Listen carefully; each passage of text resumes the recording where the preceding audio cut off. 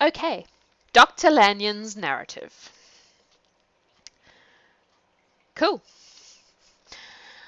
On the 9th of January, now 4 days ago, I received by the evening delivery a registered envelope, addressed in the hand of my colleague and old school companion, Henry Jekyll. I was a good deal surprised by this, for we were by no means in the habit of correspondence. I had seen the man, dined with him, indeed, the night before, and I can imagine nothing in our intercourse that could justify the formality of registration. The contents increased my wonder, for this is how the letter ran. 10th of December. Dr. Lanyon, you are one of my oldest friends, and although we may have differed at times on scientific questions, I cannot remember, at least on my side, any break in our affection. There was never a day when, if you had said to me, Jekyll, my life, my honour, my reason depend upon you, I would not have sacrificed my fortune or my left hand to help you. Lanyon, my life, my honour, my reason, are all at your mercy. If you fail me tonight, I am lost. You might suppose after this preface that I am going to ask you for something dishonourable to grant. Judge for yourself. I want you to postpone all other engagements for tonight. Aye, even if you were summoned to the bedside of an emperor, to take a cab unless your carriage should be actually at the door, and with this letter in your hand for consultation, to drive straight to my house. Poole, my butler, has his orders. You will find him awaiting your arrival with a locksmith. The door of my cabinet is then to be forced, and you are to go in alone, to open the glazed press, letter E on the left hand, breaking the lock if it be shut, and to draw out, with all its contents as they stand, the fourth drawer from the top, or, which is the same thing, the third from the bottom. In my extreme distress of mind, I have a morbid fear of misdirecting you, but even if I am in error, you may know the right drawer by its contents, some powders, a file, and a paper book. This drawer I beg of you to carry back with you to Cavendish Square, exactly as it stands. This is the first part of the service. Now for the second. You should be back, if you set out at once on the receipt of this, long before midnight. But I will leave you that amount of margin, not only in the fear of one of those obstacles that can neither be prevented nor foreseen, but because an hour when your servants are in bed is to be preferred for what will then remain to do. At midnight, then, I have asked you to be alone in your consulting room, to admit with your own hand into the house a man who will present himself in my name, and to place in his hands the drawer that you will have brought with you from my cabinet. Then you will have played your part and earned my gratitude completely. 5 minutes afterwards, if you insist upon an explanation, you will have understood that these arrangements are of capital importance, and that by the neglect of one of them, fantastic as they must appear, you might have charged your conscience with my death, or the shipwreck of my reason. Confident as I am that you will not trifle with this appeal, my heart sinks and my hand trembles at the bare thought of such a possibility. Think of me at this hour, in a strange place, labouring under a blackness of distress that no fancy can exaggerate, and yet well aware that, if you will but punctually serve me, my troubles will roll away like a story that is told. Serve me, my dear Lanyon, and save your friend, H.J. P.S. I had already sealed this up when a fresh terror struck upon my soul. It is possible that the post-office may fail me, and this letter not come into your hands until tomorrow morning. In that case, dear Lanyon, do my errand when it shall be most convenient for you in the course of the day, and once more expect my messenger at midnight. It may then already be too late, and if that night passes without event, you will know that you have seen the last of Henry Jekyll. Upon the reading of this letter, I made sure my colleague was insane, but till that was proved beyond the possibility of doubt, I felt bound to do as he requested. The less I understood of this farrago, the less I was in a position to judge of its importance, and an appeal so worded could not be set aside without a grave responsibility. I rose accordingly from the table, got into a hansom, and drove straight to Jekyll's house. The butler was awaiting my arrival. He had received by the same post as mine a registered letter of instruction, and had sent at once for a locksmith and a carpenter. The tradesmen came while we were yet speaking, and we moved in a body to old Mr. Denman's surgical theatre, from which, as you are doubtless aware, Jekyll's private cabinet is most conveniently entered. The door was very strong, the lock excellent. The carpenter avowed he would have great trouble, and have to do much damage if force were to be used, and the locksmith was near despair. But this last was a handy fellow, and after 2 hours' work the door stood open. The press marked E was unlocked, and I took out the drawer, had it filled up with straw and tied in a sheet, and returned with it to Cavendish Square. Here I proceeded to examine its contents. The powders were neatly enough made up, but not with the nicety of the dispensing chemist, so that it was plain they were of Jekyll's private manufacture.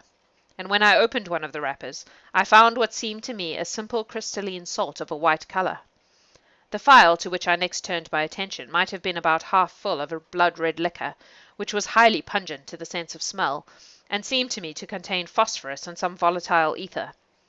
At the other ingredients I could make no guess. The book was an ordinary version book, and contained little but a series of dates. These covered a period of many years, but I observed that the entry ceased nearly a year ago, and quite abruptly.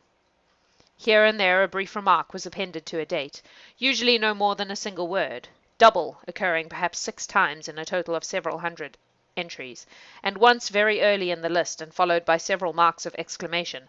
Total failure! All this, though it whetted my curiosity, told me little that was definite. Here were a phial of some tincture, a paper of some salt, and the record of a series of experiments that had led, like too many of Jekyll's investigations, to no end of practical usefulness. How could the presence of these articles in my house affect either the honour, the sanity, or the life of my flighty colleague? If his messenger could go to one place, why could he not go to another? And even granting some impediment, why was this gentleman to be received by me in secret? The more I reflected, the more convinced I grew that I was dealing with a case of cerebral disease, and though I dismissed my servants to bed, I loaded an old revolver, that I might be found in some posture of self-defence. 12 o'clock had scarce rung out over London, ere the knocker sounded very gently on the door. I went myself at the summons, and found a small man crouching against the pillars of the portico. "Are you come from Dr. Jekyll?" I asked. He told me yes by a constrained gesture, and when I had bidden him enter, he did not obey me without a searching backward glance into the darkness of the square. There was a policeman not far off, advancing with his bull's eye open, and at the sight I thought my visitor started and made greater haste. These particulars struck me, I confess, disagreeably, and as I followed him into the bright light of my consulting room, I kept my hand ready on my weapon. Here at last I had a chance of clearly seeing him. I had never set eyes on him before, so much was certain. He was small, as I have said. I was struck besides with the shocking expression of his face, with his remarkable combination of great muscular activity and great apparent debility of constitution, and, last but not least, with the odd subjective disturbance caused by his neighbourhood. This bore some resemblance to incipient rigour, and was accompanied by a marked sinking of the pulse. At the time I set it down to some idiosyncratic personal distaste, and merely wondered at the acuteness of the symptoms.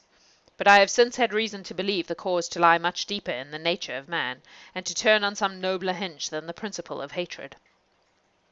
This person, who had thus, from the first moment of his entrance, struck in me what I can only describe as a disgustful curiosity, was dressed in a fashion that would have made an ordinary person laughable.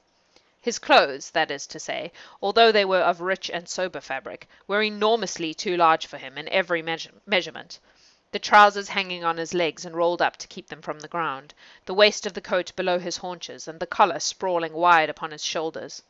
Strange to relate, this ludicrous accoutrement was far from moving me to laughter. Rather, as there was something abnormal and misbegotten in the very essence of the creature that now faced me, something seizing, surprising, and revolting, this fresh disparity seemed but to fit in with and to reinforce it, so that to my interest in the man's nature and character there was added a curiosity as to his origin, his life, his fortune, and his status in the world.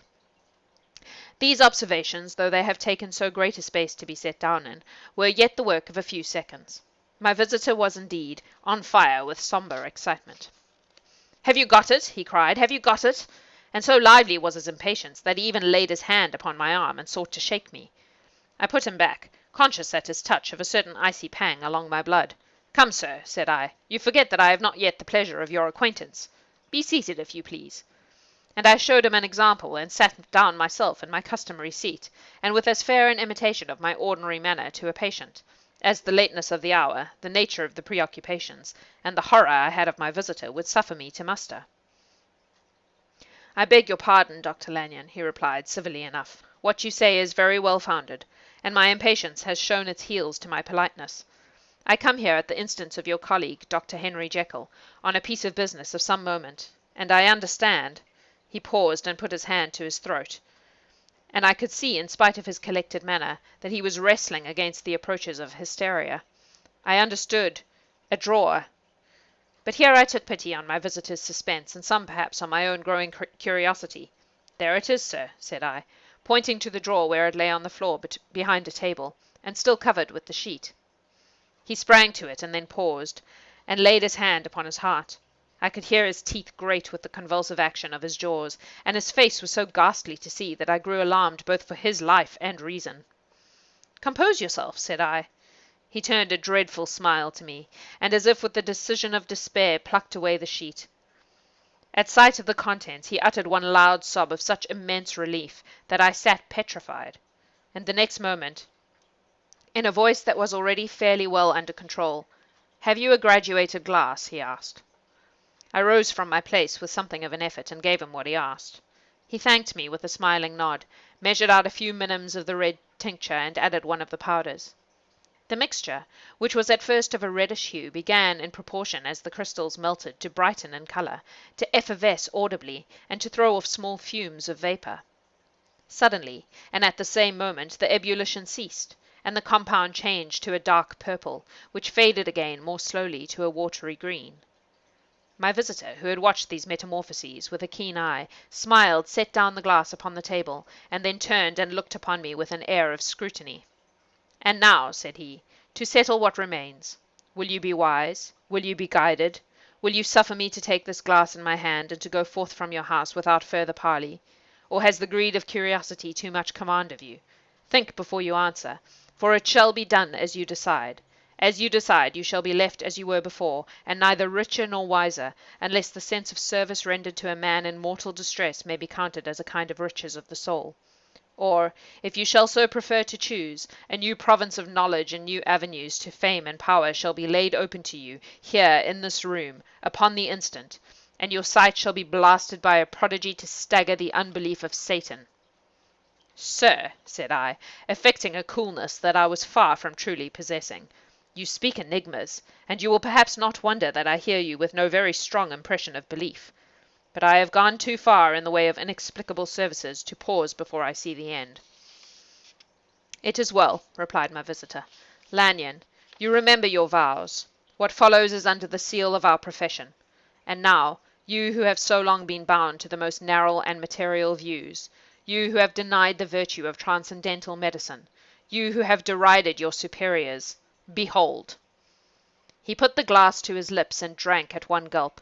A cry followed. He reeled, staggered, clutched at the table, and held on, staring with infected eyes, gasping with open mouth.